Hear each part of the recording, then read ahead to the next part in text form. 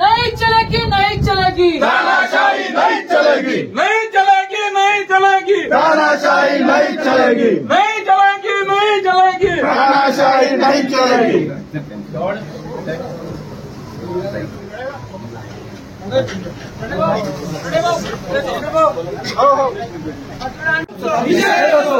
लोकशाहीला निवडून आलेला काय गुन्हे दाखल करणार आहे?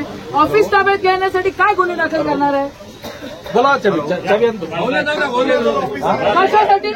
अरे वारे घ्या, चला तोड चाबी देणार आहेत का? चाबी आणा बोला नाही चाबी आणा हे बघ, तुम्ही गुन्हे दाखल करा आमच्या. तुम्हाला गुन्हे दाखल करा. गुन्हे दाखल करायचं नाही. तुम्हाला काय करायचं करून घ्या. तुम्हाला काय करायचं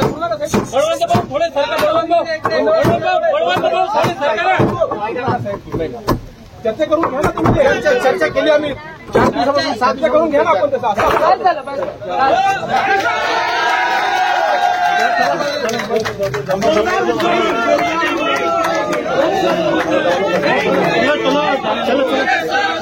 थांबून द्या थोडं थांबून द्या.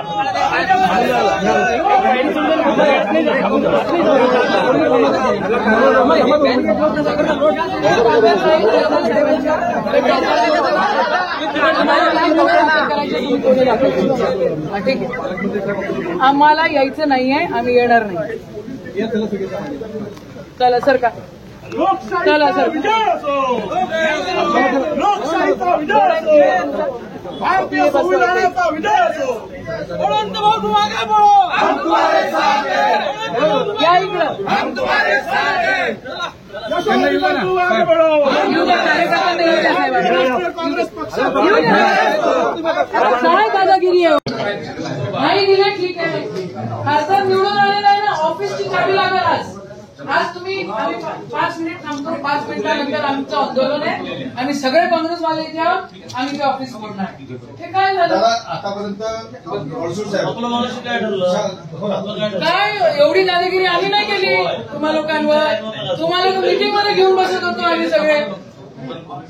दादा, आंदोलन करण्याच्या भूमिकेमध्ये तुम्ही आणलेलं आहे आम्हाला. तुम्ही चावीला कमिशनर मॅडम, आम्ही आता चाललो 5 मिनिट. 12 वाजून किती मिनिटं झाले बघा. आम्ही 40 मिनिटावर आम्ही इथनं निघतोय आणि आम्ही ते ऑफिस ताब्यात घेतो. तुम्हाला गुन्हे दाखल करायचे ह्याच्या पलीकडे काय करू शकतं भाजप सरकार?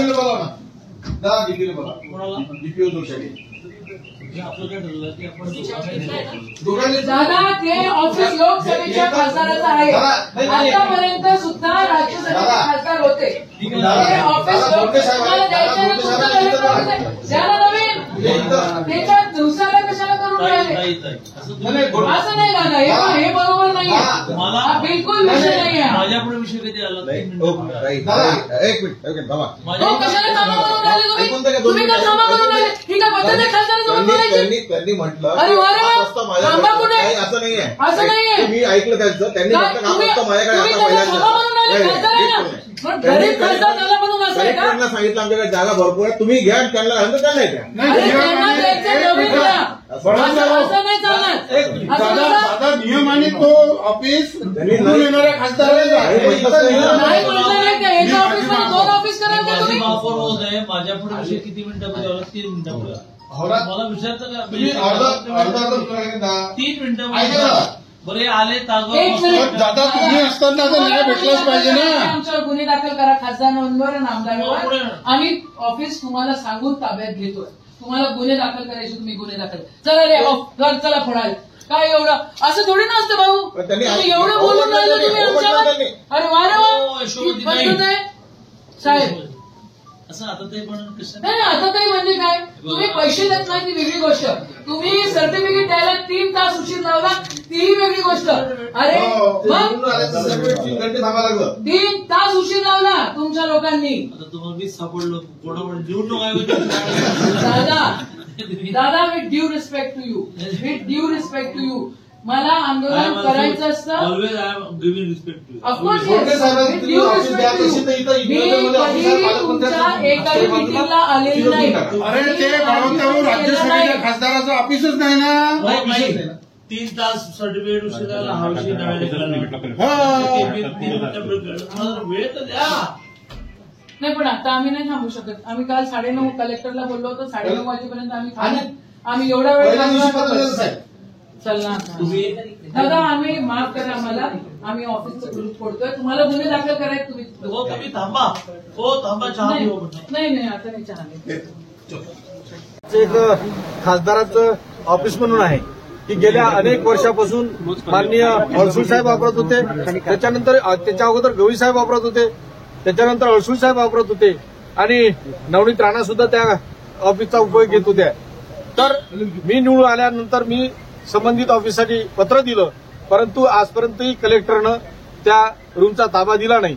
आम्ही वारंवार विनंती करू आलो, त्यांच्याशी संपर्क साधत आहोत, परंतु आतापर्यंतही चाबी दिली नाही. त्यामुळे आम्ही आता त्या आंदोलन करून त्या रूमचा ताबा घेणार आहोत.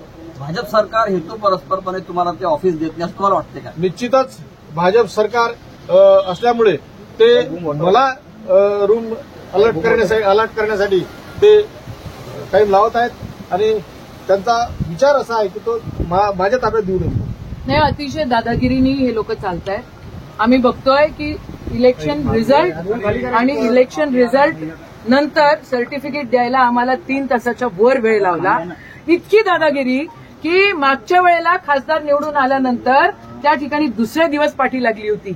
आज किती दिवस झाले खासदारकीची निवडणूक होऊन अजूनपर्यंत ऑफिसचा ताबा आम्हाला दिलेला नाही आणि प्रशासन जे चालतं आहे ते अतिशय दादागिरी करून राहिलेलं आहे आणि ही दादागिरी आम्ही सहन करून घेणार नाही. आज डीपीडीसीच्या प्लॅनिंगची मीटिंग, आम्ही लोकप्रतिनिधी नाहीये, खासदार साहेब लोकप्रतिनिधी नाहीये. अरे साधी म्हणजे एवढा अपमान लोकशाहीचा हे लोक करतात की यांना बसायला सुद्धा जागा हे लोक देत नाही. आज आम्ही सांगून आलो तुम्हाला गुन्हे दाखल करायचे तर दाखल करा, पण आम्ही ऑफिसचा ताब्यात घेतल्याशिवाय राहणार नाही. का